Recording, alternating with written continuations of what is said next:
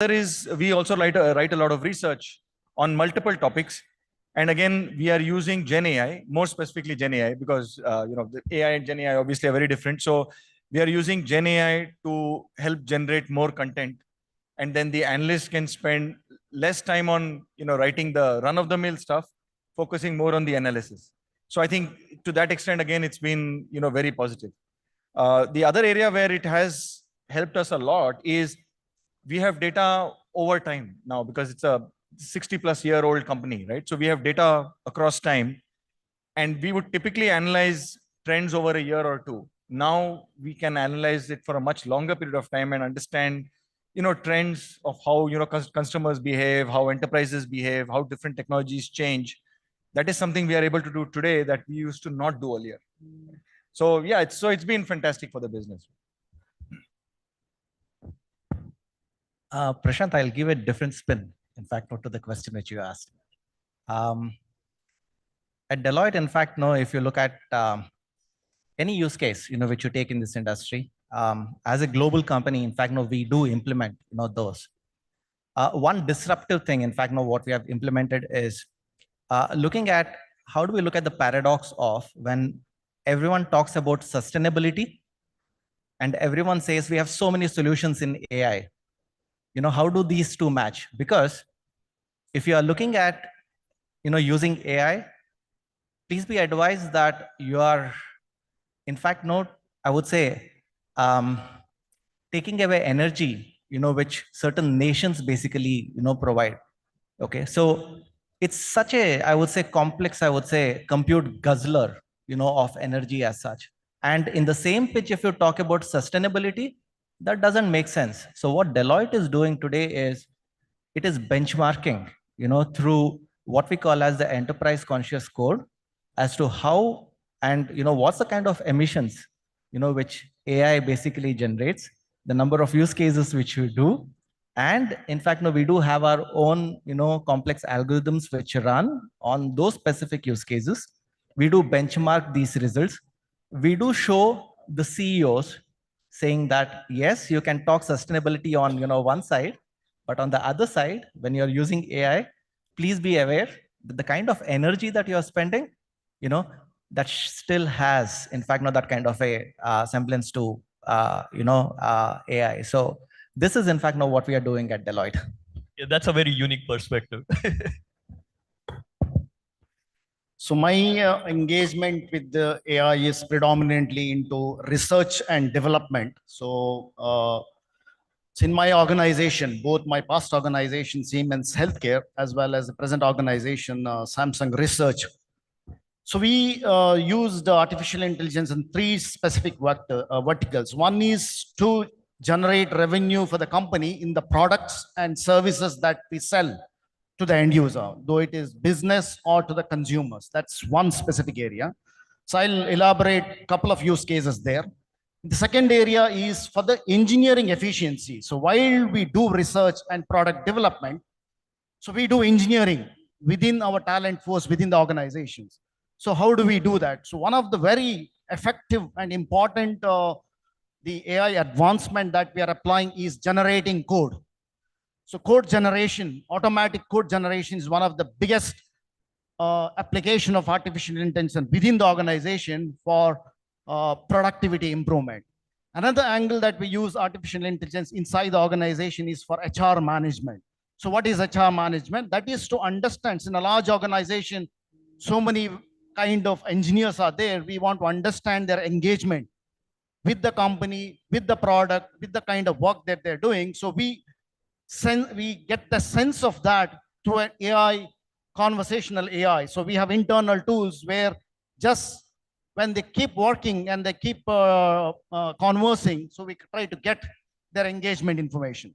So coming back to the research and development. So presently, I'm engaged in a lot of futuristic research in this phase of AI. I'm unable to tell you that because of the company contractual signing, but I can tell you what we have done. So way back in 2014 itself, when I was in Siemens Healthcare, so we were the one who first came out with a lung nodule detection using machine learning at that time. There was deep neural network was not yet implemented for the products, but machine learning was used for lung neural detection of X-ray systems. So later when I came to Samsung, so quite a lot of things we have done in the artificial intelligence. You know, Samsung Galaxy phone. So what we say is AI is here. So that means most of the things that underlies in the small phone that you have, the hundreds of AI models are running. So specifically, I come from the imaging area. So your camera there, and what happens post camera, that is the image processing, the photos, videos are automatically getting analyzed, and some of them are getting, without your knowledge, getting improved. You would have taken a photo with a less sharpness, but AI will detect that and it will automatically improve it. So it can also gets personalized based on your taste. For example, you are doing a edit operation in a smartphone, the AI will start learning what kind of edit operation you as a user is doing. So the AI will start applying that thing for you without your intervention. So this is what is happening in the mobile. So we use it for image, audio, text, and so on. This is called multimedia content. In the healthcare, it was really used for a lot of good purposes. One example is that, so we have used AI in an ultrasound system for fusion of post pre-operative MR and a post-operative ultrasound. So that means when somebody, for example, a prostate cancer. So if you have to do a prostate cancer biopsy, somebody has to use ultrasound and pick a biopsy needle out there.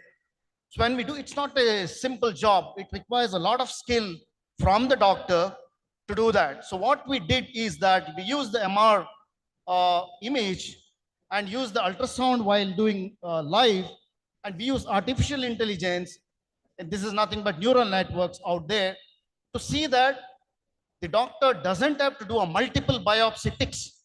So it can happen with one. That is the navigation that happens through AI, because the prostate is moving while you do ultrasound, but still it goes to the right point through the AI guidance. So this is a great achievement, because earlier, I don't know, I'm sure there may be doctors here, it can take 2 or 3 samples, time pricking into the position. But with this, you can do it with only one prick. So there are many such healthcare examples that have already introduced into our systems through artificial intelligence. Yeah. So from you come, each of you come from very different sectors and backgrounds. Today, use of LLMs is, I would say, commoditized because of how easily it's accessible. I think there is also a general perception that, look, you guys are funded, you guys are large organizations, right? But Dale, what do you think about, like, if smaller organizations were trying this out, is that even practical? How do you do POCs? How do you get something out into a production environment? What are some of the things that you need to be aware of, and in terms of implementation or costs? Yeah, I think one of the big differences between AI back in, say, 2000s and AI now is that even the cost and access for being able to prototype AI has gone down in a big way, right? So even at our startup, we just have 10 engineers. And with the 10 engineers, we have been able to build a whole product, including backend, front end, everything, which would have been impossible to build, say, even 4 or 5 years ago. And the thing is, it just takes maybe $20 per month to get access to the best-in-class AI today. So with about 1,600 rupees, anybody can now get access to ChatGPT or a Claude API, which will allow you to essentially get the best-in-class AI that's out there and start to build your prototypes. So I think that the entry barrier to be able to experiment has gone down. And there are a lot of tools out there that simplify AI development. I think it's a fascinating time to be actually doing AI development or prototyping, to be honest. And Jagdish, do you have any thoughts on the kind of talent you need? Like, can just normal engineers become AI engineers? Or what's your thought on that? I think I'll reflect to what Bhaskar basically, mentioned previously. The question from Johnson, in fact, was key here. What's the kind of skill set, that you need? Most important is empathy. That's needed, whether it's AI or, any other this thing. Mathematics, very much needed. Problem solving. If you basically have these, it's much more than enough. It's all, in fact, hyped, of course, hype creates that kind of a marketing content that, we ride upon, and then, in this industry, we embark on that. But then these are the, real factors of it. If you can work with data, if you know how to, in fact, I would say, sift through that particular data, that's it. And, this is, what is required. There is no need for us to hype that. In fact, if you want to learn AI, you will have to, in fact, do X, Y, Z and all these things. Of course, in fact, there are specific things that you will have to learn, but then if you just have these three basic skills, much more than enough. I wanted to slightly switch gears here and talk about some domains. Viren mentioned about healthcare. But Vasant, you come from IDC. You guys do a lot of research on trends, on technology, devices. And now you said everybody is asking about AI, right? Every enterprise wants to know where AI is heading, which domains are adopting AI in what way. Tell me like your experience and thoughts on the last probably 6 to 8 months of how things are changing and what sectors are adopting AI in certain ways. So I think AI is going to impact just about every industry. And we are seeing boards of every company asking the CEO and their management team, what is your AI strategy? What are you doing on AI, right? So the short answer is, everybody is implementing AI in some form or the other. As per our research, if I take India data, around 85 to 90% of AI implementations in India are in POC phase. And only 10% of companies are saying that I will mainstream it. And when I say POC versus mainstream, I'm talking about consumer-facing applications, whether it's consumer or enterprise. Most of them are in POC, and they're still trying to figure out multiple issues around data, compliance, hallucinations, ethics, responsibility of AI models, etc. Right? Now, to your question on which industry is going to be using it a lot more, I think the industry which has brought this to shape, which is technology.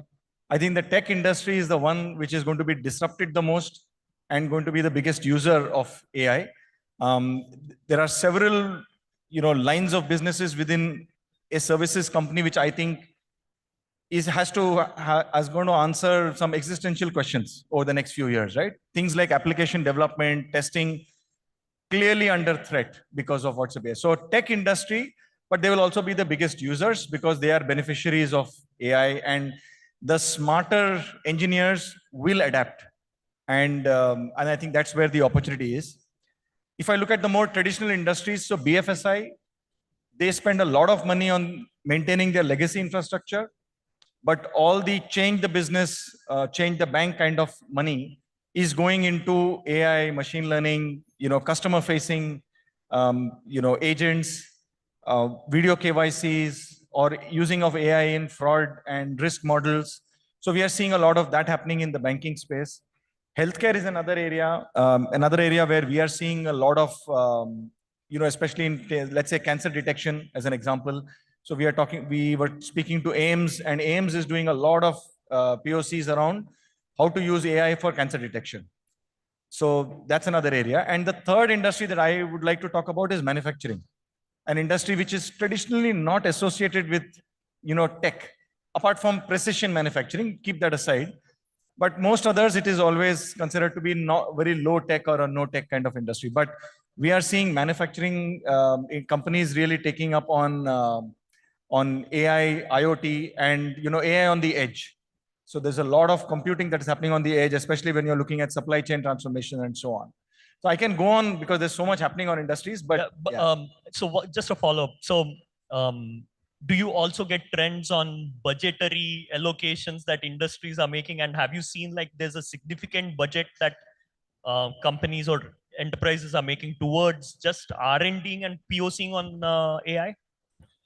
Yeah, so good question. So in 2023, there was not much of increased IT allocation because of AI, but there was a lot of demand for AI. So what CIOs did was that they reallocated and they distributed the IT budget, which was approved, and moved it away from some traditional thing that they would have otherwise done, and now started conducting more POCs. So the overall budget did not change in 2023 data. 2024 data, as we are still doing our, because the year is not ended, but we are seeing that there is some approvals that have come in from the boards for AI in very specific use cases. Either it could be revenue accretive, which is, can you improve your revenues and customer experience? So in that kind of projects and those kind of use cases are getting money. And use of AI in cybersecurity, because again, as per our research, 76% of Indian enterprises had some form of ransomware attack or the other in 2023. It's a huge, huge area, and AI can do, wonders there. So those projects are getting funded. So,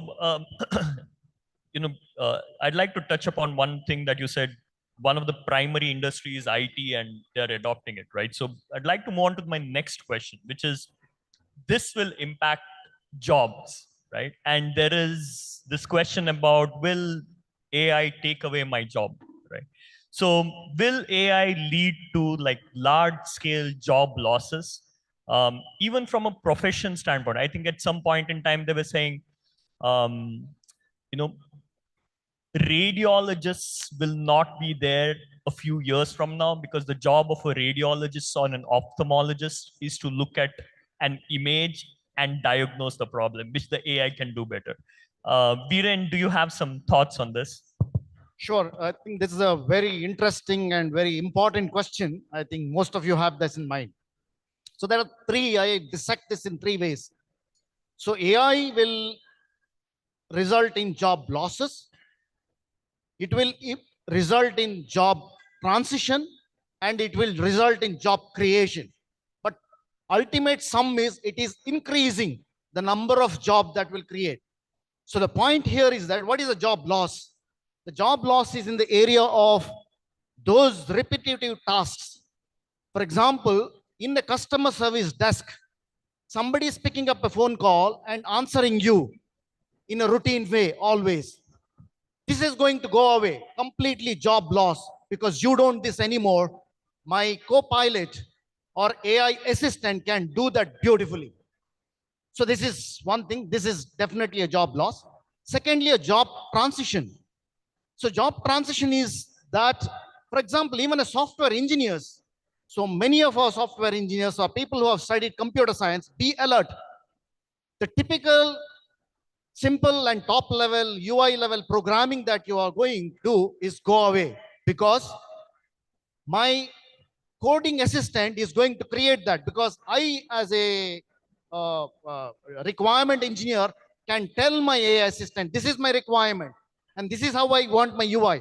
So that can generate a UI for you. That means you have to transition. That means you have to pick up an extremely complex solution and able to, as Jagdish said, able to understand deeper and solve complicated problems. So that is the job transition that is happening. Even in the radiology question that you said, what happens is that radiologist's job will not go away. That is for sure. But what radiologists do today is looking into the images and spending a lot of time writing down will go away. That means the radiologists need to understand what is the AI tools that are available and use it very smartly and efficiently, so that he can spend more time with the patient case and probably patient themselves. So third is the job creation. So AI is going to create a hell of a lot of job. For example, what happened in the space of AI is like, if you want to bring in a vehicle, you don't have a road, but vehicle has already come. AI hype has come, but there is no infrastructure yet. For example, you need a huge computing infrastructure. So that's where NVIDIA took this opportunity, started bringing in infrastructure, and they're making hell of a lot of money. Yeah. So now, how do you transition that into creating revenue? And that's where huge number of jobs, knowing AI and applying AI, and including people like me as a senior leader, if I don't know how to use AI for business, I'm out of job. Yeah. So that's it. So you all to know in your spheres. Thank you. So, yeah, I mean, we can keep, yeah, please. 20 seconds. Yeah. So I just provide one mental model to leave people with. Like, think of AI as like a Iron Man moment for everybody, right? You've got access to this Iron Man suit, and if you wear this suit, it makes the human Iron Man.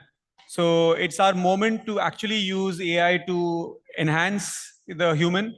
It is not to replace the human. Of course, if you don't use the suit and continue to try to operate like the human, then you're going to be out-competed by people who are using this Iron Man suit. So you have to get on board and you have to learn how to use this technology.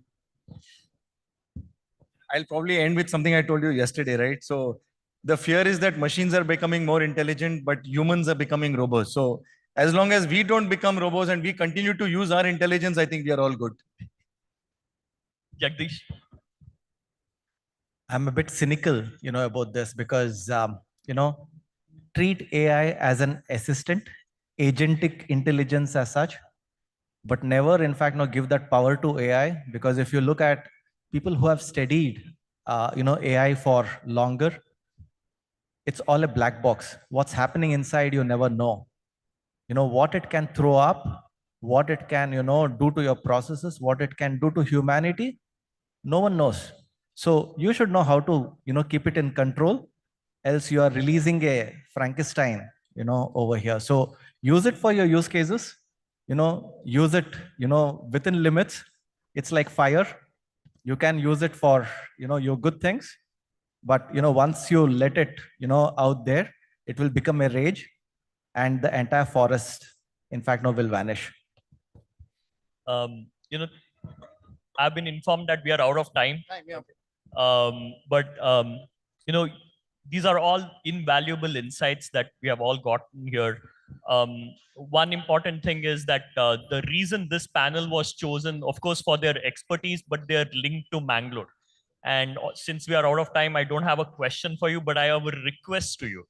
As people who are in leading positions all across India, doing these great things in AI and your field, use your connection to Mangalore to do something here, because I think right now you have family reasons to come here, and probably you'll have a few more reasons to visit more often. So thank you, panelists, for coming here and sharing your invaluable insights, and thank you, audience, for being such a wonderful one. Thank you. Well, thank you so much, Mr. Prashant Shanai, for moderating it. And he made it a point that he has turned his chair so that he will not even look at us about the time we're there. But thank you for the wonderful job. It was a great session. Having you all is indeed a pride over here at Mangaluru. Thank you for that. And now I would request Mr. Prashant Shanai to hand over the memento as a token of gratitude to all the panelists there. First and foremost, Mr. Dale Was, please do come forward.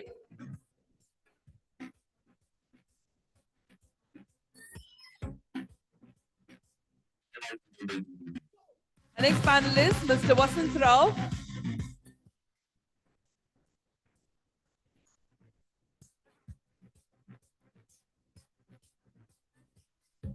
Next we have with us Dr. Jagdish Bhandarkar.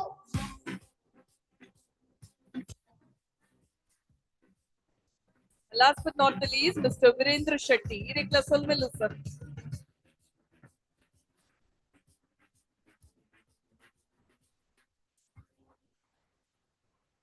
And now I request Mr. Bhaskar once again to please to come forward, hand over the moment. I'm so sorry, sir.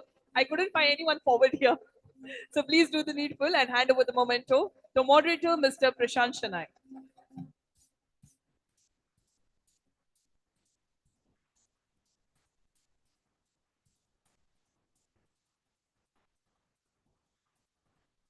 One quick picture, yeah. One quick picture.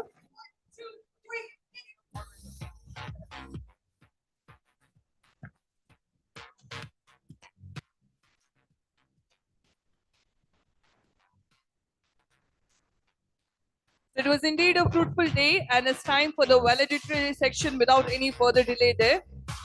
And when we say valedictory section, it is not just the end, but it is the beginning of a new endless story with Technovanza 2024 there. So without any further delay, I request our team to do the needful about the seating arrangements here.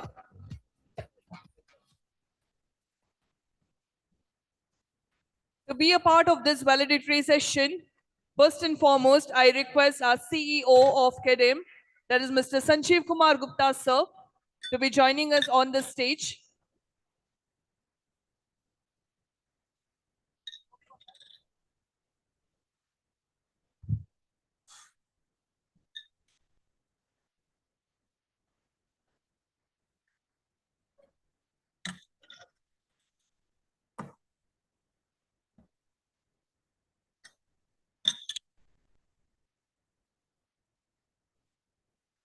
All right. So we have till the arrangements are done here, we have a small video glimpse over here, a small video glimpse about title sponsor there, work.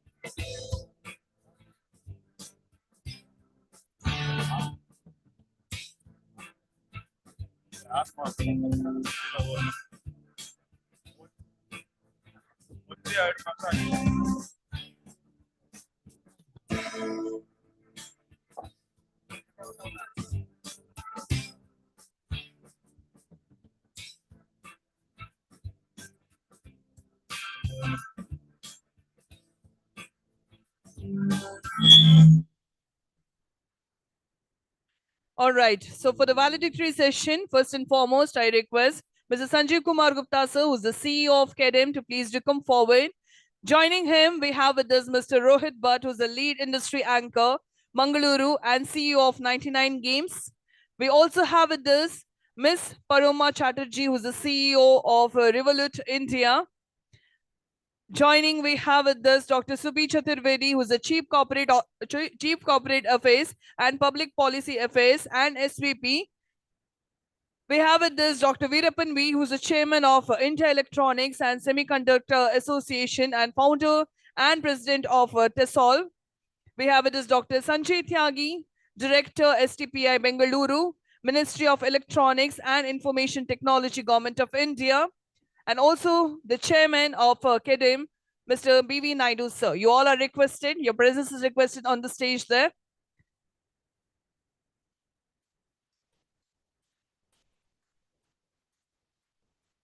As we're starting with the valedictory there, can we give a huge round of applause to all the dignitaries who are present right over here on the stage there.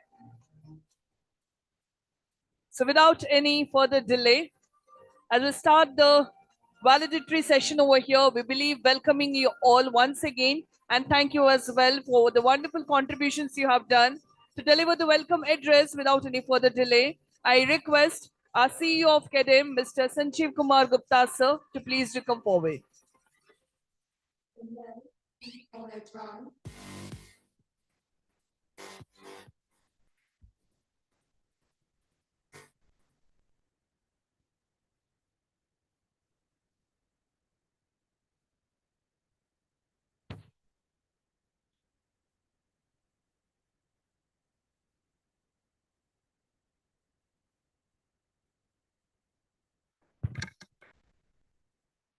Rohit.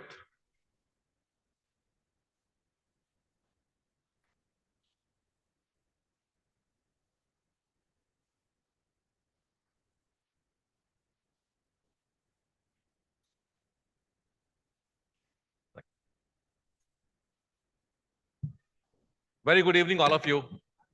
May I request you to please take your seats so that we can have the validity section, which is an important section of the Technovanza. I request my KDM team members all across who are there to please ask the people to sit down instead of standing. There are a lot of chairs available here. Please come.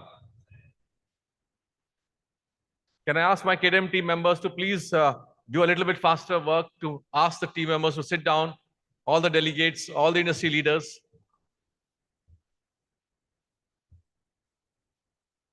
Thank you. It's my pleasure to be here today and talking about of Technovanza and the Mangaluru cluster. The Technovanza, which has been have now become a very important event of celebrations of technology industry coming together as a tech industry.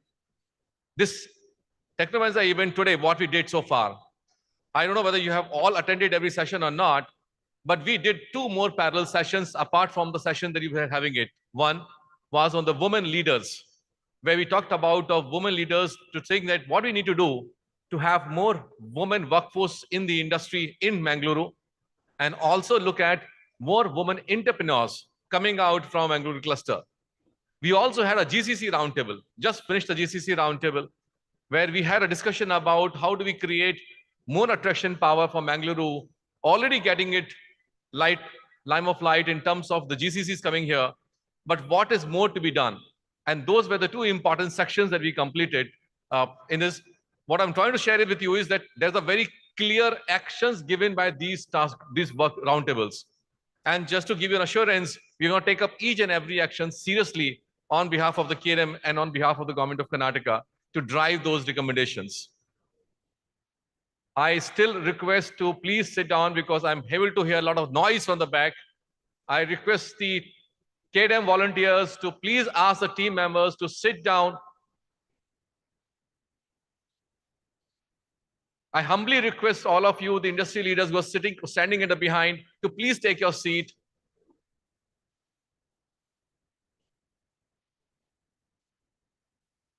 Please, KDM team members, request the industry leaders respectfully to please take their seats.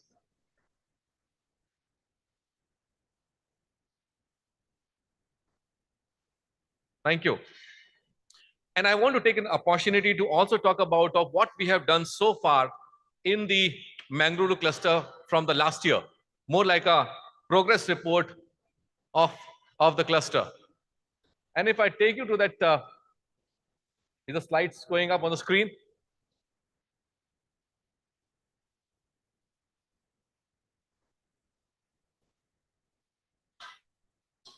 Slides are coming up on the screen. Thank you. Technovanza 3.0 was talking last year when we did in February 2024, this year itself, because it was delayed because of the BTS last year. We had approximately 400 plus attendees, 200 plus students, 4 new companies, and also look at new product development which happens. And we had those startups coming up on 35, and we got almost investors around 4 or 5 plus, where they took about of the VCs and looking at the portfolio of the organizations and started looking them investing into it. I'm very happy to share with you the last 4 companies we pictured last year. A very serious conversation has gone to the VCs level of investments into this level. And I think it's the sequence of this going on as year crosses by. We also had very good delegation coming in last year. But parallelly, when we're looking at the technology, we said we need to go a little bit more beyond. And many of those companies, you see the investors and etc., not only the private investors, but the government investors were also joining hands, like Kitwin, to come and invest into the companies. We also have the organizations which were working on the WOW initiatives and leaders last year that we did a work on making the TPOs available for this. TPOs is your looking at the placement officers, talent placement officers in the academic institutions. What we did is we brought those experienced talent professionals from the Bangalore and had a workshop here with the organizations in academic institutions in Mangaluru to give them understanding that how they can be looking at those successful examples of those organizations and then run their shows here much better way. We also have IT plug-and-play facilities now from February 2024 till October 2024, what we have done. And ladies and gentlemen, we have got a Kionic saying that IT park in Mangaluru is done. The RFP is out, the selection process is on, and this is there, a big achievement. The second one is, in last 8 months, we have got 12 plus new companies set up their operations in Mangaluru cluster. अगर 8 महीने में 12 हैं, तो 12 महीने में कितनी होंगी? You know, you can do this mathematics. But on an average, you can say that 1.5 or 2 companies per month is actually coming up and looking at opportunity. Can we increase this to more? The answer is yes, and how the pipeline is building up. We also got another example for this is Government of Karnataka does an Elevate program where we fund the startups from a pure idea to POC basis, and it's a grant. In last year, 2023 Elevate call, 20 plus startups from these clusters where cumulative grant of rupees 4.6 crores were given to the startups by Government of Karnataka in Mangaluru cluster. And this is one of the highest numbers that we have achieved in the Mangaluru cluster so far. It is because of the work which is happening around from the startups that is there. In total, more than 60 plus companies have benefited from Government of Karnataka Elevate program. Roughly around cumulative is 14.6 crores has been given so far in last 6 to 7 years. Imagine in 6 to 7 years, minus 4.6 crores was 10.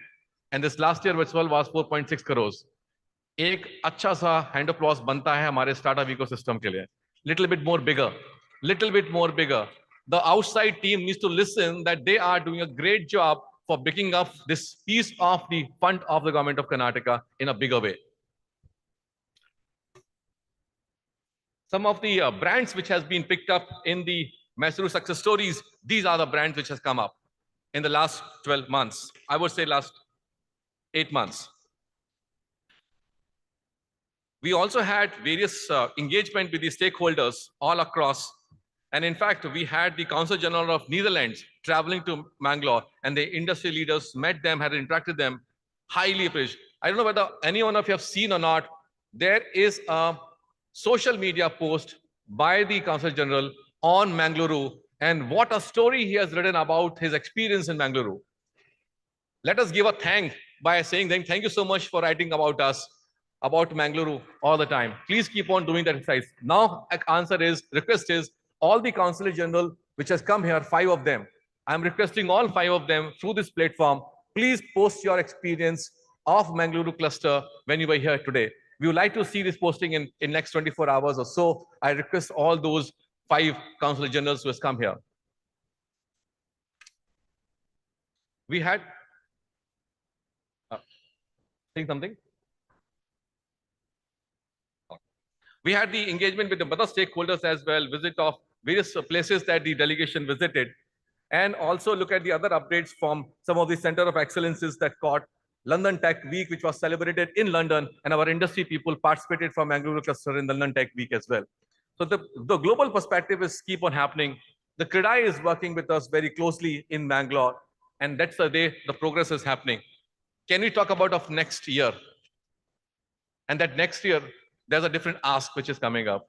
I'm not going to talk up the ask today here. This is the work in progress. We are putting together a document which we talk about of next 65 days of the Technovanza update, which is look like, and as well as activities that is going to come up in Mangaluru cluster. Ladies and gentlemen, so nice to have the great leaders here, and also to have the great audience today here who is coming up from different parts of the country. This progress report was just to sustain my job. I hope with the help of cluster leaders, I am able to sustain my job. For next year, my contract will be extended, and I will still be looking forward to serving you all. Thank you so much. Well, thank you so much, Mr. Sanjeev Kumar Gupta, sir. And next, I would like to call forward to discuss on the progress of Mangaluru cluster from the last 1 year. I think many aspects have been discussed. If something is still left out, Mr. Rohit Bhatt, sir, you're requested to please to come forward.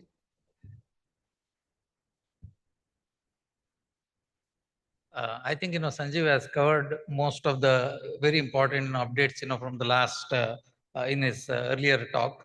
But I think there are 2 things, specifically that I would like to highlight.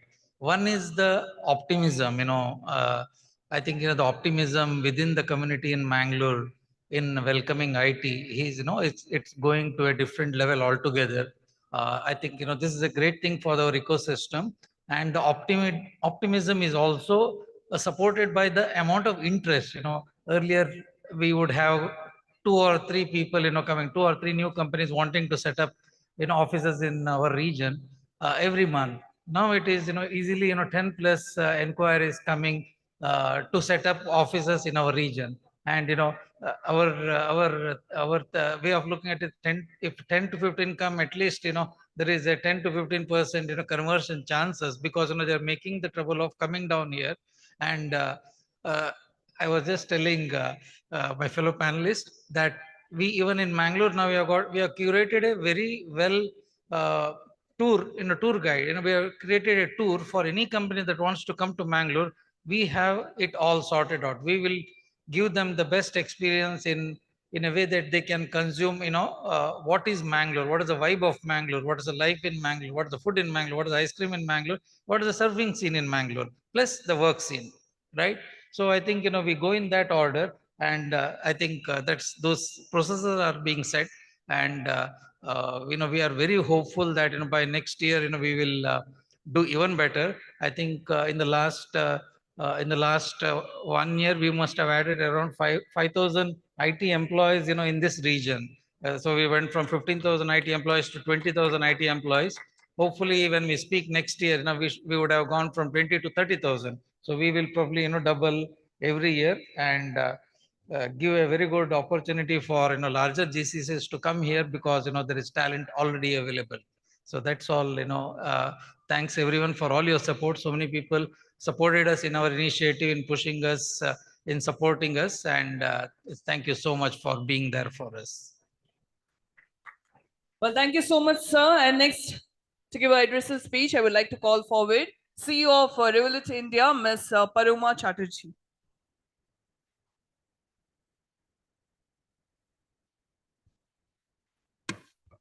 Good afternoon, folks. Are we awake after lunch? Okay, I don't hear voices. Are we actually awake after lunch?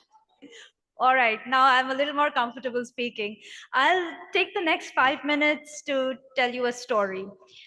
The reason I want to tell you this story is to probably give you an example of how global companies like us think about getting into India, choosing a place where we're going to work out of. And I'll take you back to year 2020. Do we remember what happened in year 2020? What stands out for you guys? Nobody? You're not listening. 2020, I think for most of us, stands out for the COVID year, right? Lockdowns, COVID affecting businesses, affecting people, affecting lives. Revolut at that time was the world's third highest valued fintech company, with presence across 28 countries in UK and Europe. And like most other financial services businesses, their business was also getting compressed and challenged due to COVID times when everything around was shut. What they decided to do was then go beyond their comfort zone of UK and Europe and broaden their horizons towards the Americas and towards Asia Pacific. And they decided to set up offices in Brazil and in India. From there, 21st April 2021, I joined, entrusted me with the role of setting up Revolut from here in India. Set it up completely remotely. So for us, remote working wasn't a choice or a transition. It wasn't like we were in office and we had to figure out how we make our employees work from home. We started with setting up the entire company completely remotely. What that led to was we could hire the best possible talent for every single role, agnostic of location. Because the quintessential location challenge of having to relocate a person oftentimes leads us to make choices about who you hire depending on who's available to relocate to that location. We didn't need to do that. So we hired the best possible people from the job wherever they were during COVID. And we managed to get a lot of reverse brain drain happen during that time. A lot of Indian origin, bright engineers from MIT, Stanford, etc., working overseas, wanted to come back home to be closer to their parents, to have an ecosystem where they can bring up their kids. And we were fortunate to get a lot of such talent, along with the homegrown talent from the IITs and other regional engineering colleges and IIMs and other regional B schools come and join us. Now cut to from 2021 when we set up, what are the things we started doing? We wanted to launch the Revolut products in India. So we acquired a Forex company, got the license, and started localizing Revolut's tech stack for India, using engineers and product managers and UX and designers from India. What happened then was the second thing. Global headquarters in London started noticing and appreciating the quality of talent that we had here in India who were building for India. And more than just London headquarters realizing it, the rest of our Asia Pacific countries, Japan, Singapore, Australia, New Zealand, started clamoring for the India product managers and engineers to build for them. Because like a lot of global tech companies, Revolut's product management and engineering was concentrated only in the headquarters in London.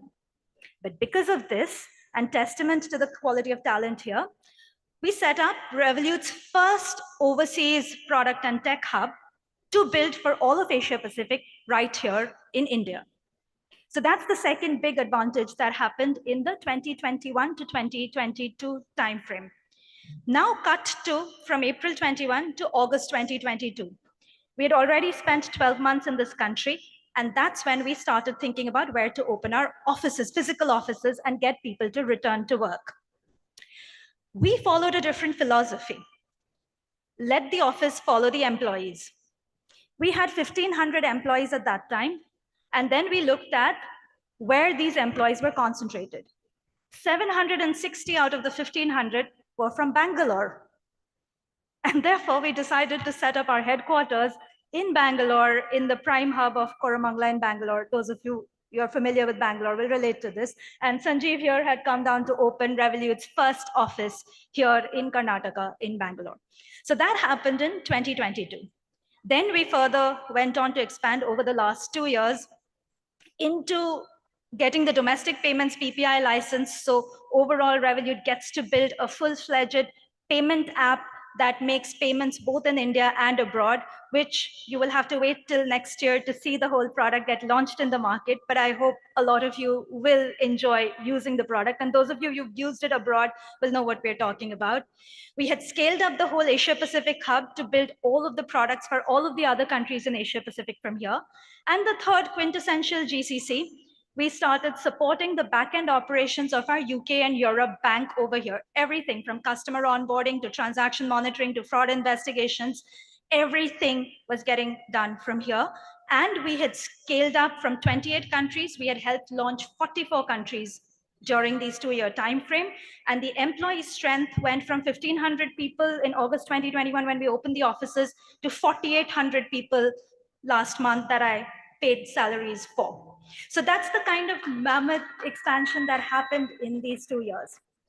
Now where we're poised and why am I here is when you reach this kind of a point of strength of employees, again, we listen to employees first.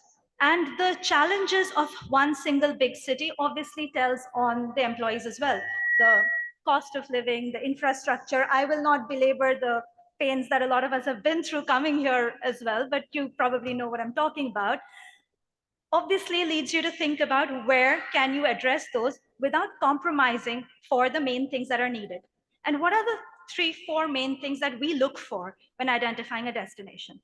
First is availability of talent, which I think the entire day everybody's spoken about across panels. I will not belabor the point, but that is literally number one.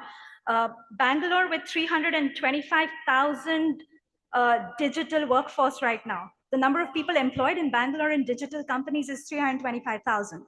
And 85,000 graduates coming out from there is obviously number one in terms of providing talent. But which is your second location? And that's where places like Mangalore start coming into the conversation to go and say, hey, if you have to look beyond Okay, these are the places which are also throwing up that kind of high quality graduates that you can think about giving occupations for. That's point number one. Point number two that you look out for is an overall innovation ecosystem. Bangalore today has 2,500 startups over there. So when a company like ours is looking to partner with people in the ecosystem and work together, they're right there. So that is something that has to be built up over time in Mangalore. And it honestly has been an eye-opener for me, Rohit, to see the number of companies that are starting to come here and the number of jobs here. As it grows in the ecosystem, you will be able to get companies to come in and say, yes, they can partner over here collaboratively. And then it makes sense to be here from the second lens. And the third lens is overall the city infrastructure that enables it. Again, I'll talk about Bangalore in this context. Bangalore ecosystem has evolved into something fairly unique, even if I look at it from a global lens. It's today among the top 30 digital locations in the world for a reason. And a lot of it is the hard work that organizations like ADEM and the government have been doing over years. But you have places, there are co-living spaces beyond co-working spaces. You live and work in the same complex. Right? Your coffee shops in Bangalore, they have telephone booths from where you can make calls through the day and attend conferences. You have pods inside restaurants where you can have one-on-one work meetings. So it's gone way beyond just having a certain lifestyle into creating a complete infrastructural ecosystem catering to that. And that's something, it was great to see a place like WorkWork, which has started taking those inputs in and growing. But when the overall ecosystem of shops and restaurants and coffee shops and housing also follows that, it starts attracting this kind of talent to want to remain here. And last but not the least is the next stage. Because if everything that is done is just giving employment to the first set of graduates, that's obviously the first step, and great work is happening over here. But after a point, you need to know what to do. You're going to get married to somebody else, right? And then the conversation becomes whether your spouse has a job opportunity equivalent in the same location or not. Otherwise, people will start thinking about going somewhere else where there are opportunities for both of them. When you're thinking of a family and having a child, is the schooling ecosystem over there good enough to want to bring up your family over there? And therefore, you want to look at that as a location to stay in and therefore build a longer term career. So these are some of the pointers that I kind of wanted to share, which go into the decision making. So if we can do that, then this whole hub and spoke model of keeping Bangalore as a hub, because it is a very successful hub, and including the spokes like a Mangaluru and a Hubli and a Mysore all around, will make this a very successful ecosystem overall in Karnataka, and maybe for Karnataka standalone to contribute $1 trillion to the economy. And that's where I want to end the conversation today. Thank you. Well, thank you so much, Ms. Paroma Chatterjee. She did not have a single paper with her, but definitely given all the statistics and everything, approximately, I could say, accurate over there. Thank you so much for that. And next we have yet another lady who's going to come forward. When we talk more about women empowerment, we have two ladies, dynamic ladies, I must say, on the stage. Next joining us, we have with us Dr.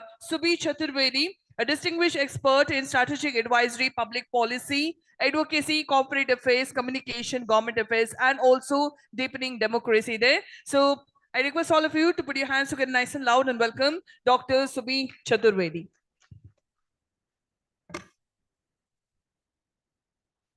Yeah, that's what you should tell everyone. Hi, so I've been told I have 5 minutes. I will absolutely make the most of them. Thank you, Sanjeev, for having me here. It is with small steps that we start great journeys. My name is Dr. Subhi Chaturvedi, and I lead global policy for what is India's first unicorn. We started in Bangalore, so Nemma, Mangaluru. The idea of cities and how they inspire journeys and big ideas is what I am here to share with you today. I'm not new to Mangalore. We've had some of the best academicians, professors work out of NIT Surathkal. So these are friends that we collaborate with, that we experience great cities and chart out new paths with. Bangalore for us will always be special, but I grew up in a city called Lucknow, and the nicest thing that I could have heard when I was coming here was you can cover Mangalore in 30 minutes. That, my friends, is a real joy for someone who's been stuck in traffic in a lot of other cities and regions. But when it comes to excellence, and that is what we chase. So we started in Bangalore, and that is why it's very, very important to remember it's not where you are, where you come from, but where you're going, what you're building, what you're created. You are today living in a world which is globalized, largely interconnected. We created our second unicorn in just 2 years, started in 2019, Glance, fully owned by Enmobi. We're very proud to share with you, this is India's answer to big tech. We are now one of the leading consumer tech companies present on 400 million devices across India, US, LATAM, you name it, and India is putting its flag right there. What is special and what do we want to do here? We believe that when you come to work, there should be joy. You should look forward to being here. My compliments to KDM to looking at this problem as a holistic problem statement. So we believe Mangalore has the potential to be a stellar city. It's not just an acronym. We created this as a framework. S here stands for sustainable living, and which is where even when we look at it from a consumer standpoint, and I'm so glad somebody made the reference to women. You've had great sessions throughout today, also informal interactions yesterday. Women, when added to core leadership, are not just good for strategy, not just good for ESG, not just good for annual reports, not just good for investor and pitch decks. PwC has a study that they've been known to add 19% to your PNLs for greater customer centricity. Now, what is it that we can do to distinguish Mangalore as a city? So with S comes talent, the stellar, the T of stellar stands for creating Mangalore into a talent hub. Every single day, that is the decision that CEOs sit with. How do you retain great talent? So what is it that we need to do for them? We were in a discussion last week in Delhi at the IIM Sambalpur campus with UN Digital Compact. And the biggest discussion was, how do we create social security so that both women and men can take equal responsibility, have fuller lives? So creating incentives, and that's where government industry partnerships come in and really actualize, which allow you to engage and retain some of your best performers, which allow women to come back after maternity leaves or breaks that they've taken. The choices that we present, the heroes that we create, the role models that we're celebrating, are we doing enough to pass the mic around? Not just inclusion, not just representation, but actual participation. So when we are very, very proud to share that at least 72% of our C-suite is led by women, from product leaders to engineering talent to marketing. And thank you. I think it deserves a louder round of applause. So when you're actively seeking, you are able to make a difference because you are putting your money where your mouth is. Then we talk about leadership, which is visionary. It sets the path forward through problem statements which are more related geographically. And that is where I was really inspired when I met with Professor Ravi yesterday at Suratkal. He's looking at departments, he's looking at industry academia collaborations which are geographically, locally relevant. And that is an exercise that I think all universities and all industries need to take up. There is no force fit, one size fits all solution to these problem statements. So there is a fantastic department of ocean engineering which works with civil engineering. And that is a talent pool that's relevant not just for India, but for Europe, not just for landlocked countries, but small island nations. Those are the problems that we're trying to solve for through interdisciplinarity. And that's why Mangalore becomes a very, very interesting hub. He also told me that they have a private beach and one of the only engineering institutions to own that. So remarkable. Then you look at livability, and that is the question, a happy city, an inclusive city, because COVID taught us, and we're all living in a post-COVID world, that it's not about just returning to office or returning to work. It has been the single biggest disruptor where it's challenged business models. It has taught us to innovate. It has taught us to collaborate better.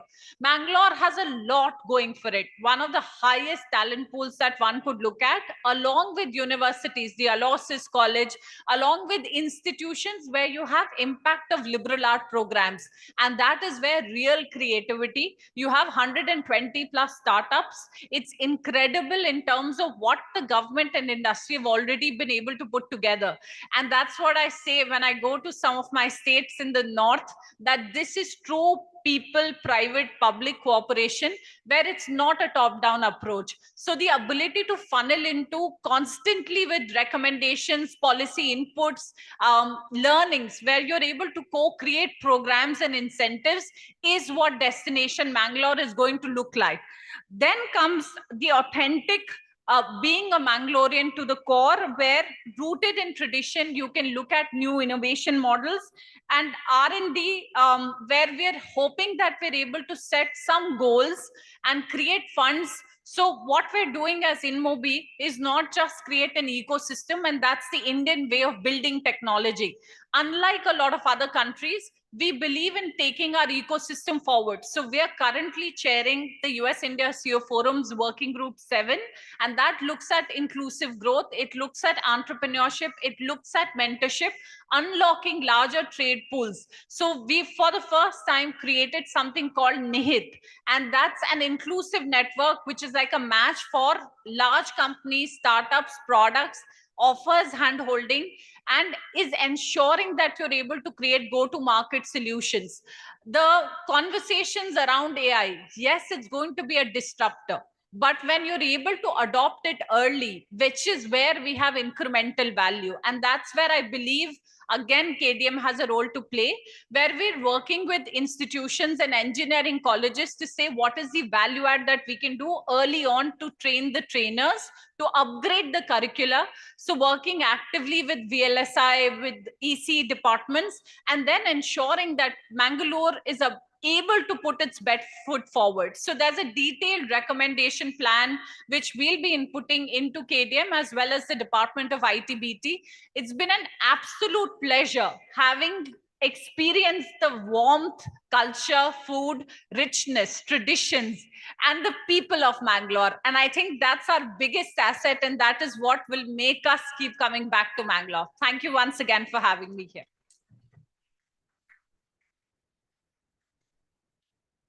Well, thank you so much, Dr. Subhi Chaturvedi. Next, I would like to call forward Dr. Virappan V, who is the chairman of India Electronics. Yes. Keep on appreciating, because she has also agreed to be the leading industry anchor for us on Women in AI Community for Karnataka. Good evening. Good evening. I think some more sound from all of you. Post-lunch session. I think thanks to KDM team, Mr. BV, Sanjay, for giving this opportunity to us. We are supposed to speak for 5 minutes. That's the time given. I'm sure that we stick on to the time. I am Virappan, not that Virappan. You all don't Virappan from I represent the India Semiconductor Association, Electronics and Semiconductor Association. I would like to take 5 minutes to talk to you about exciting times. We are all in exciting times. That's my topic to all of you today in Mangalore. You all guess, how many UPI transactions, your Google Pay, Phone Pay, UPI transaction we as an Indians do every day? Any guess? Every day, morning to the night or evening, how many UPI transactions we as a countryman do? I think for want of time, I will tell the answer. We do, as of now, 380 million transactions a day, which is, if you convert into crores, it's 38 crores transaction a day. This is what India, we are the world's now #1 country to use the digital transactions. We do 380 million transactions a day. That is one number for all of you. The second number is, for example, that, this food ordering, Swiggy or Zomato, we order through one click. In Bangalore alone, what is the per day's Swiggy and Zomato order? All the women cook in Bangalore, but still one day, per day in Bangalore, Swiggy and Zomato orders number 7,60,000 per day in Bangalore alone. So I'm just telling this number, it is not the number, it is the infra. You know how it works. It has to work seamlessly. When you touch your UPI, it has to go to your bank, check, account, debit, credit to the other account, and then debit and all the messages to come. Then you have to get the message back. All has to happen seamlessly. And you have not seen much failures, right? We have never seen much, almost 100% of the transaction which you do is going. That means we are all in an exciting time, fantastic telecom infrastructure, fantastic cloud infrastructure, and huge opportunity for the people sitting here in Mangalore or any country. I think we have so much of opportunity to get into any of these business. That is number one. Number two, another number which I want to tell you is the number of users, the mobile. How many people? We have about 1.43 billion Indians. How many mobile users? I don't need to ask, I'll tell you. As of today, as of 6 months back, we are at 1.1 billion users. Means 1151 million mobile users in the country out of the 1.4. See the percentage of the mobile users. Out of the 1153 mobile million users, smartphones 2015 was 19%. In 2015, smartphone users were only 19%. As of this year, the 6 months before, the smartphone user is 69.5%. See, that means that everybody using email, WhatsApp, all your touch phone is almost gone.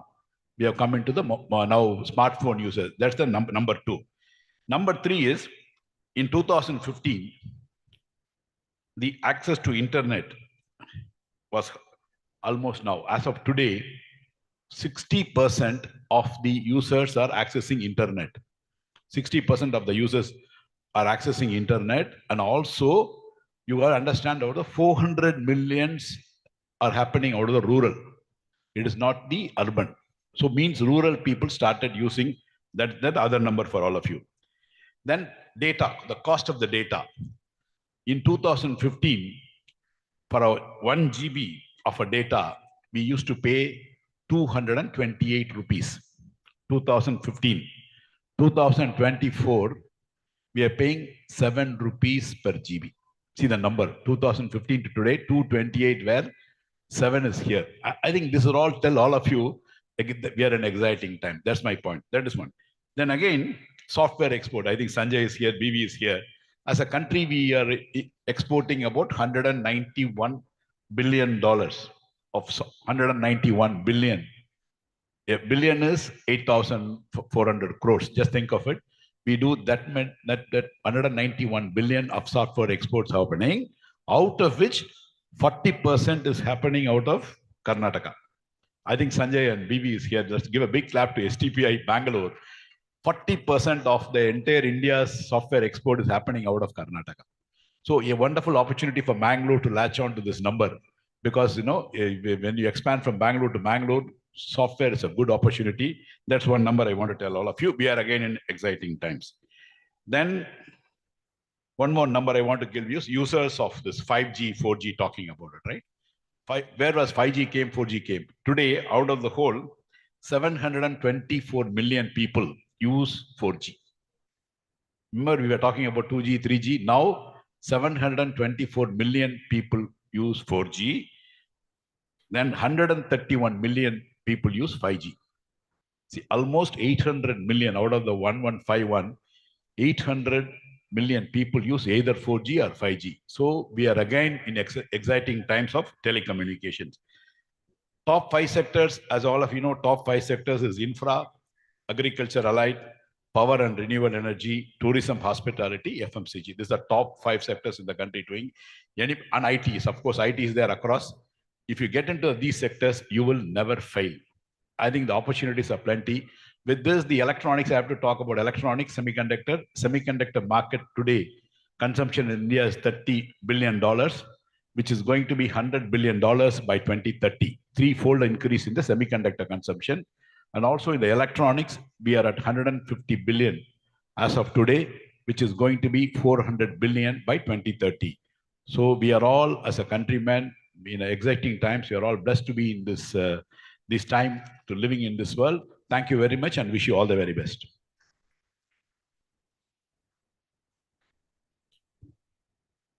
And next we have coming forward, Dr. Sanjay Tyagi, Director of STPI Bengaluru there.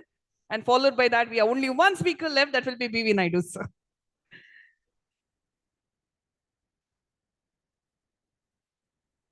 Dr. Sanjay Tyagi? Yes, sir.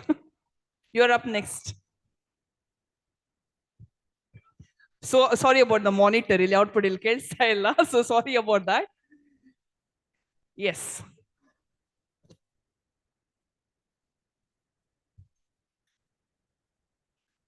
Good afternoon to everybody. Mr. B.V. Naidu, Chairman KDM, Mr. Dr. Veerappan V, Chairman IESA and the President is all, Dr. Subhi Chaturvedi, Chief Corporate Affairs and Public Policy, SVP Global in Mobi, Ms. Paroma Chatterjee, CEO Revolt India, and Mr. Rohit Bhatt, who is the hero over here. There are two heroes, Rohit Bhatt and Mr. Sanjeev Kumar Gupta, who is the CEO of KDM. Thank you very much for inviting me today. I am Director Software Technology Parks of India, and we were among the first early movers in Bangalore. Our story started in 2000 when we came to the Bangalore. And as you know, the government always make initiative to go and promote and the cities which they feel they deserve a lot. So we came in 2002 over here. Our building at STPI in Bangalore have been, inaugurated in September 2002. And I'm very happy the person who has made and inaugurated this building, get it inaugurated by this building, is sitting over here with me in the dais, is the Chairman KDM, Mr. B.V. Naidu. So this building have proved very lucky for all of us. We have almost started with, without any balance on our balance sheet. It was a zero export from here.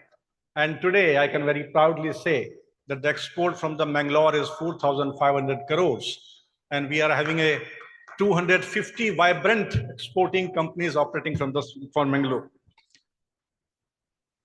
I have come here after 10 years, and believe me, when I came first time, I found this city a sleepy city. I found that how we will make it vibrant. I thought we have to do something extraordinary to make it vibrant and bring the more industry over here. It was really a challenge. But it is a very, very pleasant surprise for me that how this turnaround has happened in Mangaluru and how the industry have taken it ahead themselves, and the great job done by the KDM for making it more vibrant and bringing Mangalore not only on the map of the Karnataka, but on the world map today. We feel that this is the city which have a great potential. As a financial services hub, I think Chennai has already become a financial services hub, capital for that. And if any other city which will be following that will be the Mangalore. And we feel that this synergy should develop between the cities, and we would like to support Mangalore in terms of identifying and synergizing this ecosystem which is available around them. In fact, I always feel that Mangalore should not always look towards the Bangalore for inspiration. Probably they have to find their inspiration from the next door neighbors or from the people who are into the same domain.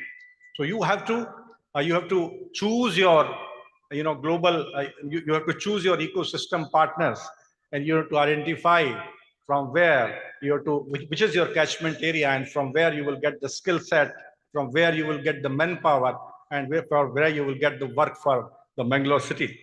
So STPI is in forefront for last 35 years in promoting IT industry. We are implementing foreign trade policy, giving all the incentive which has been envisaged in the foreign trade policy for last 35 years. Even the corporate income tax holiday was there till 2011. After 2015, there is a different style of the incentivizing the industry. is happening in the government of India. We are moving from the profit-linked incentive to the performance-linked incentives. And that is why this all PLI-linked incentive, production-linked incentives, and probably the performance-linked incentives are being identified. And they are actually, I mean, it is a win-win situation for the government and the industry, where we are incentivizing you for the performance and the production. We are taking this line further. We are looking towards the industry to give us feedback for more KPIs, which we can include into the performance-linked incentives. And there are experts sitting on the dais who will be helping me to identify those incentives, which we can include in our policy, which we are ready. I mean, the government is looking forward to incentivize you to grow, and we want to accelerate you. We want to accelerate the MSME of our country, which we have actually 80% of the IT industry, which we are having under the STPI umbrella, are the MSME. And we want to bring the policy which can accelerate them, especially from the tier 2 and tier 3 cities. And one of the similar schemes we have brought was the India BPO scheme, which was very successful. And we would like to continue with that scheme. Besides that, STPI is also supporting the startup ecosystem. We have set up several center of excellences, center of entrepreneurship in the country in the emerging technology. We are nurturing the startups. We are having now more than 500 startups under the umbrella of STPI at the different locations in the country. And one of that was FinTech, which I have set up in Chennai. And we are having 3 center of entrepreneurship in Mangaluru, which is in MedTech, IoT, and this Industry 4.0. We like you to use this facility and the infrastructure in a hub and spoke model. It will be extended to all of you, and we would love to take this thing ahead. Last but not the least, we want this city to be a 10,000 crore exporting destination, which I feel that which is very small target I am setting up for you people. And we need more success story. It's great. Nobody can tell better than Paroma and the Subi about the success story of the Mangalore. And they have, I mean, I cannot say it in so many words. They have already told that this is such a wonderful location this is, and this is more vibrant now. And in whatever way you would like to collaborate with STPI, synergize with STPI, we are here for you. Thank you very much.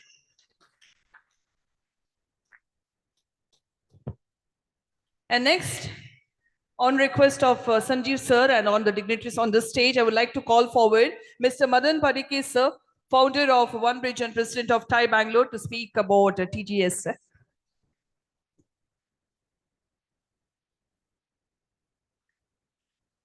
Hi, good evening, everybody. I know I'm standing between you and the end of the session, but we can't not talk about one of definitely India's and one of the world's largest entrepreneurship celebration that all of us are putting together. KDM, TiE Mangaluru, of course, STPI, Veerapan sir, Subi, I think Paroma, I mean, the whole gang here is collaborating with us, and so are several here, folks here. As you're aware, TiE is a global organization. We're now in 67 chapters, 16 countries. Every year, the entire community comes together in one location. Last year was Singapore, the previous was Hyderabad. This year, Bangalore has got the opportunity to host what we call as the Olympics of Entrepreneurship. It's happening between the 9th to 12th of December in Bangalore. So 9th is a set of masterclasses, 10th and 11th is the main stage event at the Bangalore International Exhibition Center. And 12th, we are celebrating cultural entrepreneurship in Mysuru. So the event is between Bangalore and Mysuru. And of course, we will pull a variety of folks into Bangalore on the 13th, 14th as a post-event get-together here. But 9th to 12th, this is our dream is, as I said, this is the Olympics of Entrepreneurship. Bangalore is only hosting it. But it's all chapters and all ecosystem actors from across the world coming together. We also want to make it the world's loudest celebration of entrepreneurship for 3 reasons. One, I think it is India's time to define its own entrepreneurial direction. We are seeing a lot more purpose-driven entrepreneurs come in. We are seeing a lot of domestic capital, which we spoke in the morning, emerging. And with technology being democratized, it is truly a model of democratization of entrepreneurship that is being unleashed rather than the Western model. Two, it is Bangalore and Karnataka, the hotbed of entrepreneurship and innovation. And we better make so much of noise that I keep saying that sometimes when I go to the Silicon Valley, I'm tired of hearing that, oh, Bangalore is the Silicon Valley of the East. I think after this event, I want Silicon Valley to say we are the Bangalore of the West, right? So that is the kind of power that we need to create. And third, I think it is truly India's time to put entrepreneurship first. That is the theme we have chosen for the conference. How do we put entrepreneurship first? As policymakers, as ecosystem actors, we spoke about a Mangaluru fund in the morning. That is putting entrepreneurship first. And also critically, how do we ensure that every young student who comes out of every college comes out with an entrepreneurial mindset? So the conference itself will focus on these themes. We're having a lot of inspirational speakers from across the world. Happy to share that after a long time, I haven't heard him in India for a long time. We've got Andre Agassi coming on board as a keynote speaker. We've got several others. It's going to be a big mega show. We're going to have a lot of expo pavilions, a lot of parallel tracks, AI, agriculture, fintech, sustainability, so on and so forth. The website is there, tgs2024.org. We want Bangalore to be there in full show. I want all startups from Mangaluru to be there, colleges, incubators. We're doing a lot of incubator engagements with educational leaders as well as CHROs. So we want the entire ecosystem to be in Bangalore. This is our event.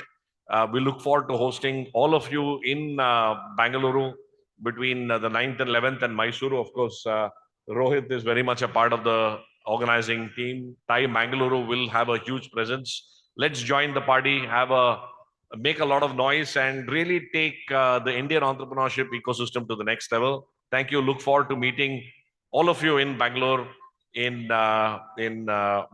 on December 9th. Thank you. Thank you.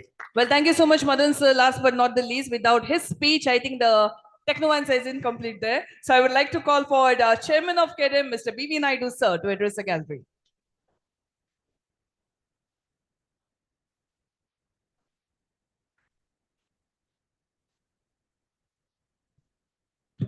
Good evening, ladies and gentlemen. I'll be a little brief, but we need to catch up our flight. But just make sure that all of you are present at the TGS. Otherwise, Madan is not going to leave you guys. Sanjeev is not going to leave you guys. Please make sure. Yeah, so I'll just start with Mrs. Paroma Chatterjee. Thank you for taking time and come here. She spoke so well. She also reminded of our strategy when we started KDM, a spokeshore strategy. How can you make sure that you continue to have your hubs in Bangalore and create your spokes in the clusters? Thank you. I think you reminded of that same. And Dr. Subhi Chaturvedi, I think she spoke about what has been done in the past and what she is trying to do right now. And on the offline, she was mentioning that she is trying to help the government to identify 20 AI centers in the country. And I just told her, don't forget to remember Mangalore. I'm sure, I think you will do that, right? Thank you very much.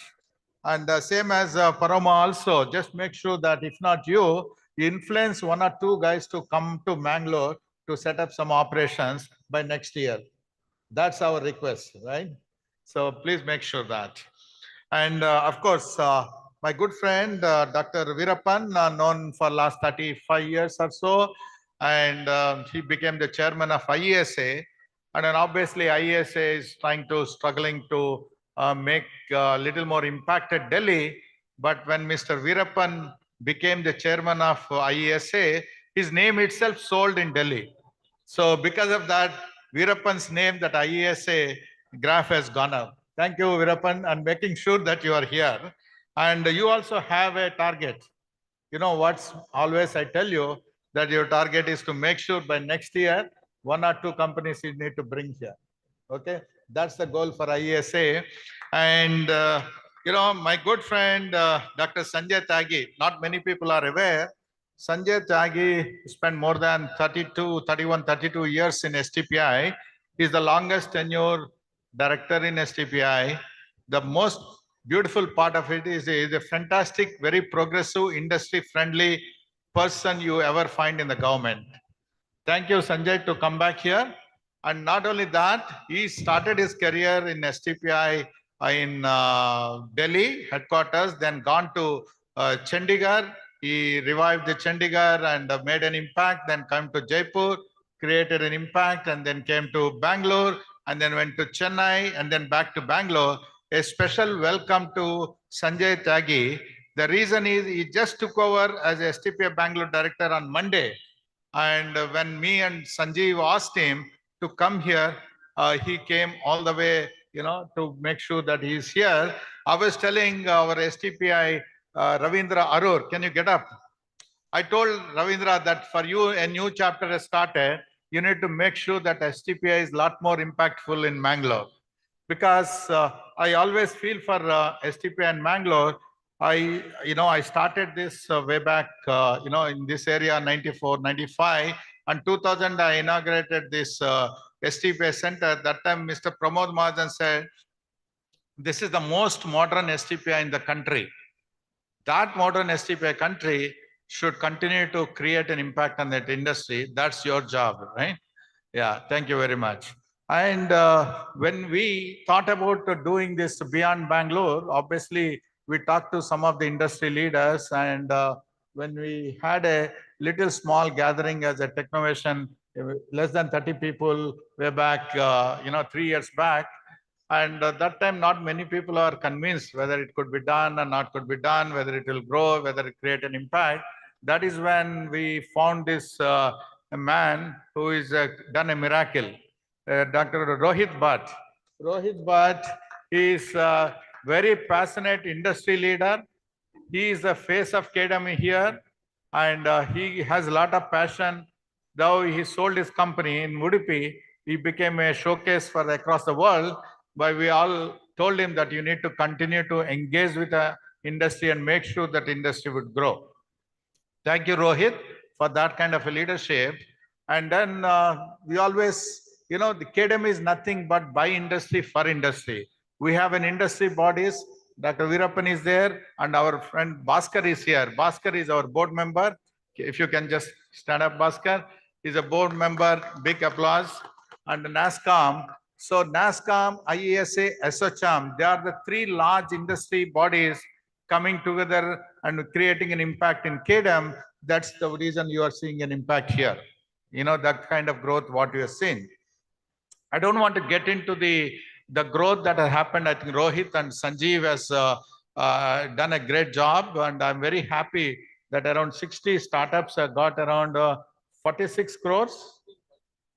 14.6 crores, fantastic. So our idea is not just an IT, GCCs, and also the startups. I think startups are also, a lot of great programs are being done to identify. Who is doing all that? The industry leaders, Prashant is here. Prashant Shanai is here. And also, most importantly, our KDM team. Mukesh, where are you?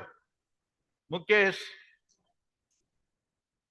Yeah, Mukesh is our KDM face here and supporting the Rohit to make sure that all the KDM activities are done. And we have Suvin, Gaurav. Nobody will forget the Gaurav is a brand by himself with a big daddy. He'll make sure that everybody in the event are happy. That's his job. I think doing a great job. Keep it up. The reason why I'm spending a lot of time in acknowledging that is every guy works with a lot of passion. This type of activities, they're not the people like in the corporate, while they do get a corporate package, but they need a lot of passion to enable and promote the, the industry. That is the skill we found with our Sanjeev Gupta. He's a fantastic leader. I should tell you that when we are scouting for CEO, we come across him, and then immediately we hired him in KDM. He comes with a fantastic energy, passion, drive. And if you give him a hand, you don't leave your hand forever. You know, that is the kind of guy. He built a fantastic relationship in the industry. And that is the reason today, you know, you got the people from Delhi, we got the people from other countries, people from Bangalore, all over they came. Great job, Sanjeev. Keep it up. And I'll just want to make sure that, you know, industry would continue to grow. So we'll come back next year. And next year, all of you, as I said, that take some target with you just to make sure that at least 1 or 2 companies, you will bring them to Mangalore. Thank you, ladies and gentlemen. Yeah. So here is a special welcome to Dr. Sanjay Tyagi. And as I told you, this is a special occasion for Sanjay, as well as all of us. You know, he came just Monday, he joined the STPI. A special welcome, Sanjay. You know, yeah, you please, Rohit, and you. Naidu, sir, you also can please join, I think, and do the honors together there.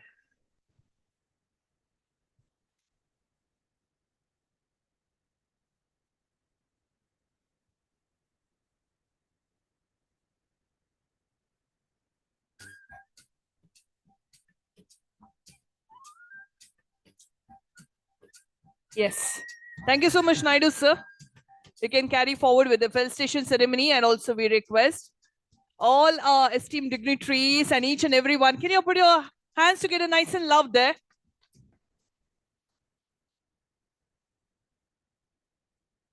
Yes. So without any further ado, I know that everybody has a flight to board. So without any further delay, let's make this quick and short over here. We're going to have a recognition and felicitation ceremony to a few of the companies which have come up in the last 8 months. As the names have been called out, we request the founder and the representatives to quickly come forward together. We are going to do it in a group, okay? So please don't mind it. So we request 7 companies over here. InnoScripta AG, we have Nidec, Claytech, Bose Professionals, X-Transmatrix, Vinyl Equity, and Jumpware. The company founders, if not, at least the representatives are requested to please join us on the stage there. InnoScripta AG, Nitec, Claytech, Bose Professionals, X-Transmatrix, Vinyl Equity, and Jumpware. I request all the dignitaries on the stage to be joining them. Hand over the memento to one after other and take one group picture to capture the moment here of pride.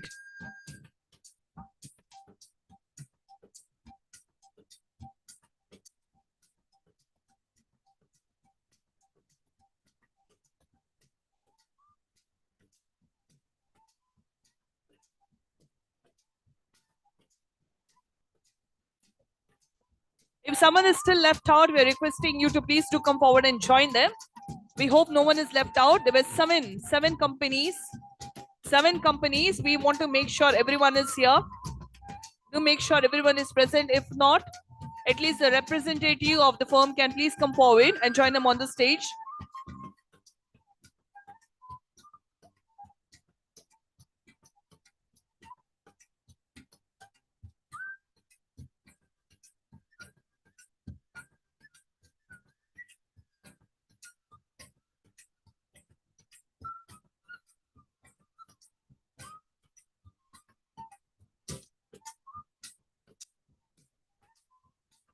Yes, thank you so much. And next coming forward, we have with us Mangaluru Blue Startups Top 3. And the first one over here, we have with us Hydrogen Innovations Private Limited for the sector Energy Sustainability. You're requested to come forward with your entire team there.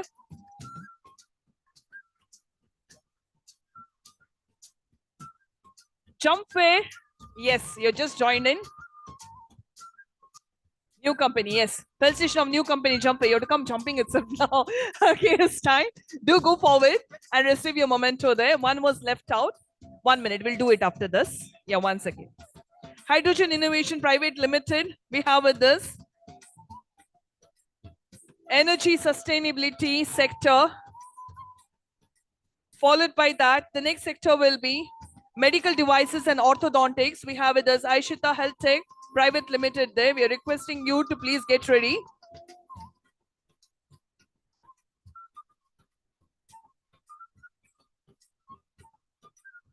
Yes, thank you. Jump fair. Where is jump fair? Left. Yeah, please proceed. Your moment is still pending, right? Congratulations and thank you so much.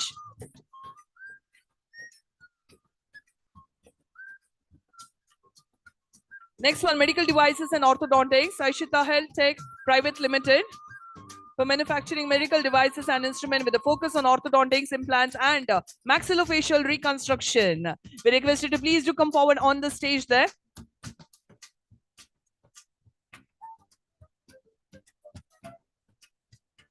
Followed by that, the last one under Mangaluru Blue Startup Top 3. The third one in row we have with us Icona X Innovative Techno Solutions Private Limited. Sector Dental Technology there. Dentist from Manipal. You're requested to come forward. A product-based company working in the domain of dental innovations.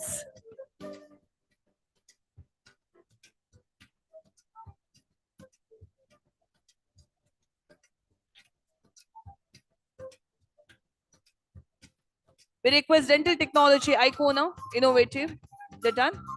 All right, yes. Thank you so much. Followed by that, we have Time Nurture, 3 startups there. First in the row, we have with us Canara Farms. You're requested to come forward. Kindly do hasten up there. Canara Farms founder Gaurav Shetty. Along with the representatives, you can please do come forward. Canara Farms is a dairy farm that delivers 100% pure desi cow milk to all the areas of Mangalore as well as Surathkal. They offer farm fresh milk that is natural and free from adulteration. And next we have with us the Web People, founders Aditya and Sharath. You are requested to please to come forward. Aditya and Sharath. Web People is a full-scale digital agency delivering tailor-made digital solution perfectly aligned with the brand's business and digital strategy. Followed by that, we have the last one, that is Coach Buddy AI. Coach Buddy AI, founder Shrikant Shana is requested to come forward. It's an AI-powered app and software for all levels of tennis and badminton players. You're requested to please to come forward and receive the honors here. Next, moving on to the last part of this segment, which is going to be the product launch. The product launch, the first product that's going to be launched today is Eventify Connect by Nexel Now Solutions LLP. Eventify Connect, the product is going to be launched. The representatives are requested to please do the honors and come on the stage there. Please do come forward. Eventify Connect, a platform that envisions a world where event planning is seamless, allowing users to focus on enjoying their events. So Eventify Connect. Followed by that, I request Chelluva Naturals to please get ready. The next product that is going to be launched is Chelluva Naturals. With the name Chelluva Naturals, Chelluva Saffron Face Butter, Chelluva Sandal Body Butter, Chelluva Black Seed Leave-In Hair Conditioner is going to be launched today. I request our dignitaries, we have 2 ladies with us. And men can do it together. There's one product there. We have 3 products which are going to be launched by Chelluva Naturals. By Chelluva Naturals there. Chelluva Saffron Face Butter, Chelluva Sandal Body Butter, as well as Chelluva Black Seed Leave-In Hair Conditioner. Followed by that, the next product is going to be launched is DNA List, which is a Malseas Private Limited. The company is going to come forward and launch a product. This brand is dedicated to wellness, bringing together the best of 3 approaches, which are personalized genomics, precision diabetics, and interventional physiotherapy for the clients to become healthier and achieve their fitness goal.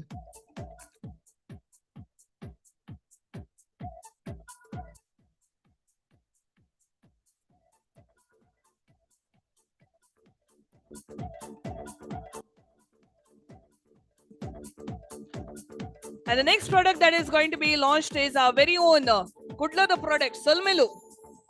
Happy to announce the name as well. The product is Solmelu by RoboSoft Technologies Private Limited and NITK Surathkal. Solmelu, which means it is a greeting in Tulu. which has been designed and developed with an aim to help the traditional artisans, shopkeepers, vendors in our Dakshina Kannada and Udupi regions to curate and execute a structured and seamless experience to tourists visiting the region. Presenting to you Solmelu by Robosoft.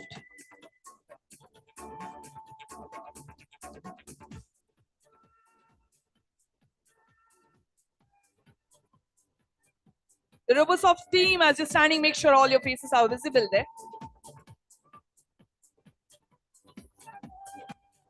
And next product that is going to be launched is a Hire Hack by Theta Dynamics Private Limited.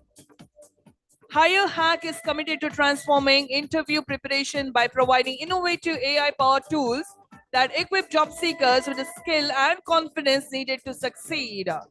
Hire Hack by Theta Dynamics Private Limited.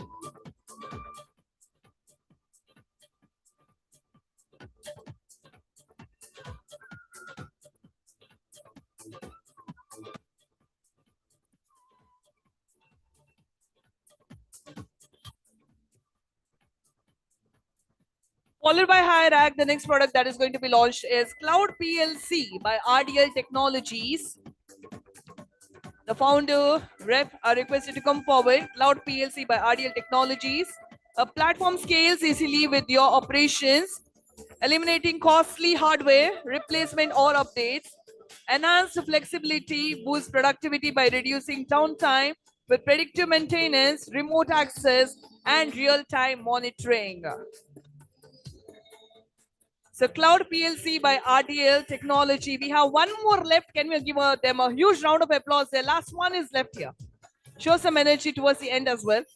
We have one more product left to launch here, which is One India, One Tax by Towner Taxi is the name of the product. One India, One Tax by Towner Solutions, a startup revolutionizing the taxi and auto sector with digital innovation, empowers the drivers as entrepreneurs, offering the tool for fare management, earning tracking, and regulatory compliance. So One India, One Tax by Towner Solution Private Limited.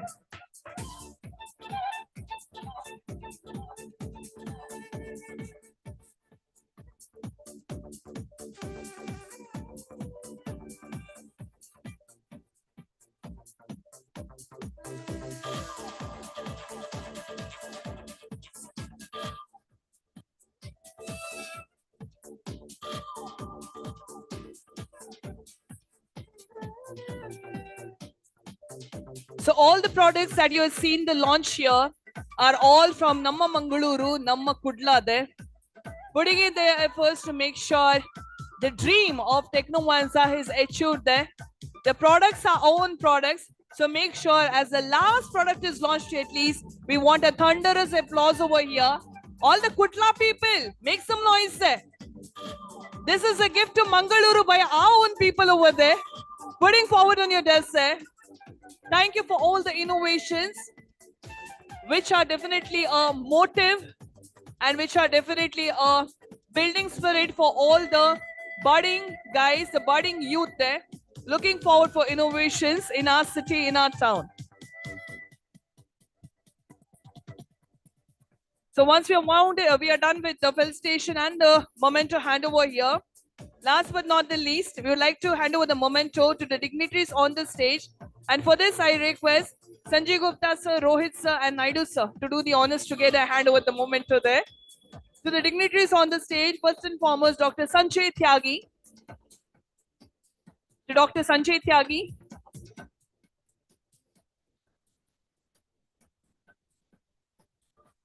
Next to Dr. Veerappan V there. To Dr. Veerappan V. And next is Dr. Subhi Chaturvedi. To Dr. Subhi Chaturvedi.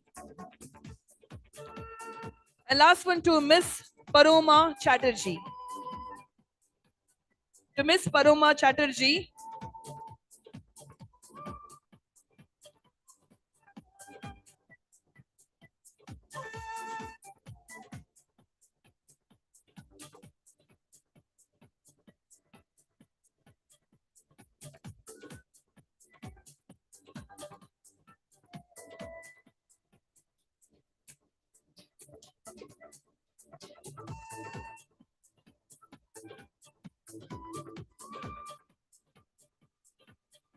Yes, thank you so much. On behalf of the entire team of Technovanza, we'd like to give a huge shout out as we are wrapping up today's event, as we're winding it up.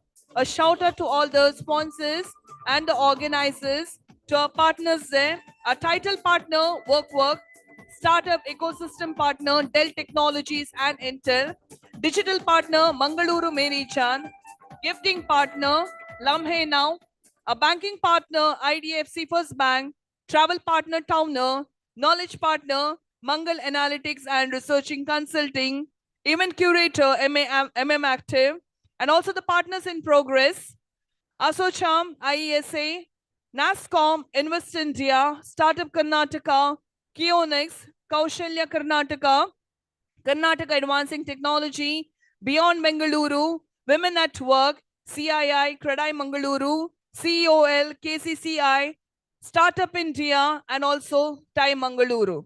We thank each and every one, all our industry anchors, all the supporting partners, all the dignitaries, all the guests, and all the college students as well, for taking some time out from busy schedule and being a part of this Technovanza and making it a great success.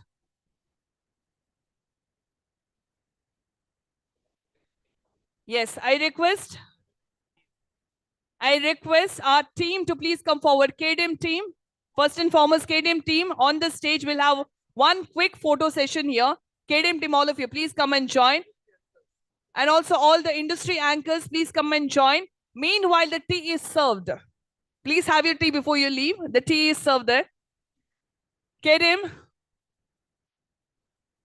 you're one big family. Please come forward quickly. All the industry anchors, all our partners, if you're present over here, all are requested on the stage there.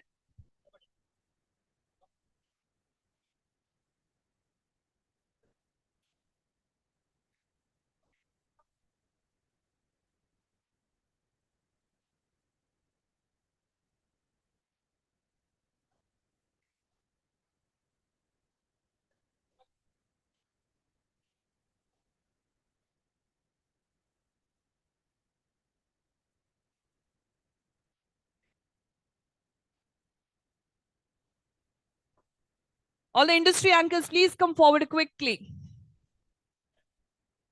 Please hasten up. Please come forward, no? Yes, Johnson Tellis. Mr. Johnson Tellis, wherever you are requested to come forward. And all the volunteers as well. Without your dedication and commitment, nothing would have been possible today. You all have given your 101%, I can say, not 100%. Please do come forward and join us on the stage.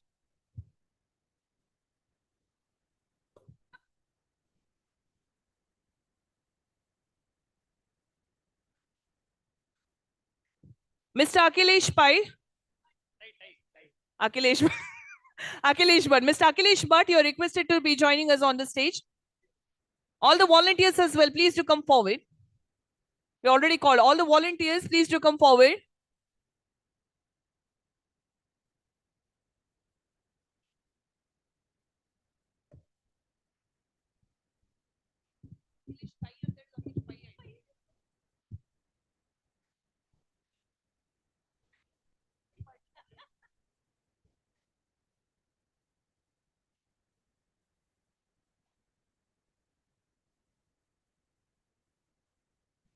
Yes, please come close. If someone is missing, do let us know. Hope everyone is here on the stage.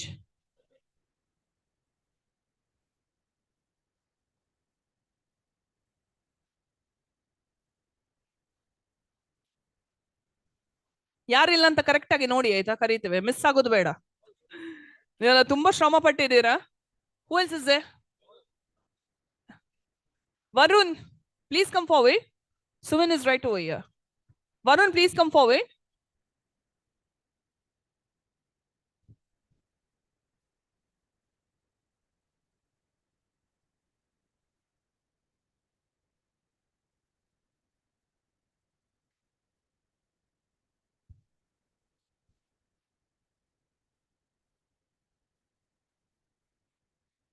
To the entire team there, please give them a huge round of applause. The people who are present over here, please give them a round of applause there. And dedicated to you all, as you're wrapping up, I have only one shairi, if you allow me. We don't have time, I know that.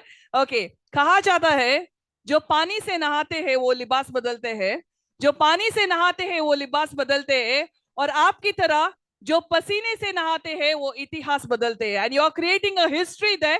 You're creating a history. Congratulations and wish you all the very best. Thank you so much.